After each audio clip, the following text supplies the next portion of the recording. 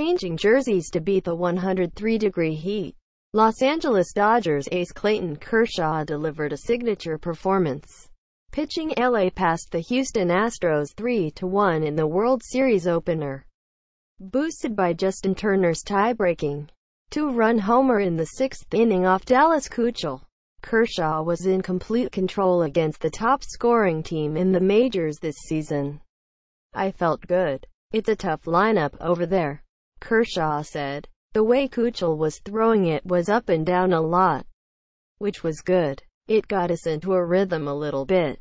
I think for me personally, it helped out a lot."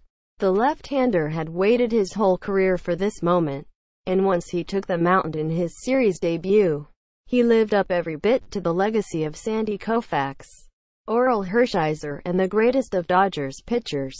The three-time Cy Young Award winner struck out 11, gave up just 3 hits and walked none over 7 innings, featuring a sharp breaking ball that often left Houston batters looking foolish. His lone blemish was a home run by Alex Bregman in the fourth that made it 1-1. Brandon Morrow worked a perfect eighth and Kenley Jansen breezed through the Astros in the ninth for a save in a combined 3-hitter.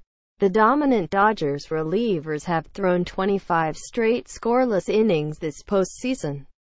A pulsating crowd that came to see the Dodgers' first series game since 1988 enjoyed an immediate jolt when Chris Taylor hit a no-doubt home run on Keuchel's very first pitch. Taylor was the co-MVP of the NL Championship Series with Turner, and they both kept swinging away against the Astros. Justin Turner of the Los Angeles Dodgers hit a 2-run home run during the sixth inning.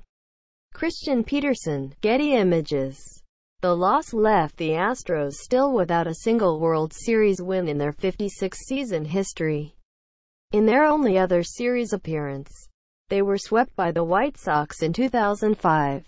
Game 2 is Wednesday night, with AL Championship Series MVP Justin Verlander starting against Dodgers lefty Rich Hill. Kershaw has almost every imaginable individual accolade on his resume: 5 era titles, an MVP trophy, a no-hitter, and 7 All-Star selections, but also was dogged by a shaky October past. He began this outing in the twilight with a 6-7 career playoff record at an unsightly 440 era. He improved to 3-0 in 4 starts this postseason, a series opener that served as a showcase for several of the game's best young hitters: Jose Altuve, Carlos Correa, Cody Bellinger, and more. Instead was dominated by Kershaw, facing a team that had the fewest strikeouts in the majors this year. Kershaw fanned more Houston hitters than any starter this season.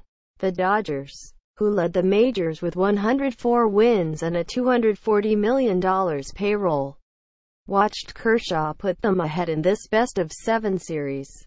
Clayton Kershaw is one of the league's best pitchers. Getty. It was 1-1 when Taylor drew a 2-out walk in the sixth. Turner followed with his drive off the bearded Keuchel. While it was sweltering, the conditions didn't seem to affect either side.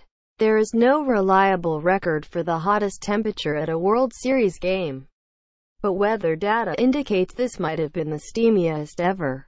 Notorious for late arrivals, Dodger fans showed up early and the seats in the shaded sections filled up fast. Keeping with the theme, the stadium organist played 1960s hits Heat Wave and Summer in the City as Houston warmed up. When Van Scully's familiar recorded call of "It's time for Dodger baseball" boomed over the PA system, the crowd really let loose, with the entire ballpark standing and chanting for the pregame introductions. Scully drew a huge ovation when he was later shown on the video board, sitting in a box. Several players clapped along for the Hall of Fame broadcaster, who's nearly 90 and spent 67 seasons calling Dodgers games. Dustin Hoffman, Jerry Seinfeld, and Lady Gaga were among the many celebs in the sellout crowd of 54,253, along Dodgers great Tom Lasorda and part owner Magic Johnson.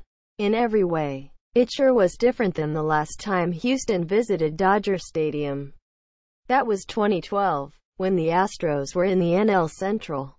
were stuck in the middle of 3 straight 100-loss seasons, and Correa was a high schooler for a long time. These teams were familiar rivals, playing more than 700 times before the Astros switched to the American League. They also share a significant date. Dodger Stadium opened on April 10, 1962, when LA lost to Cincinnati. The very same day, Houston played its first game when the expansion Colt 45s beat the Cubs. Associated Press.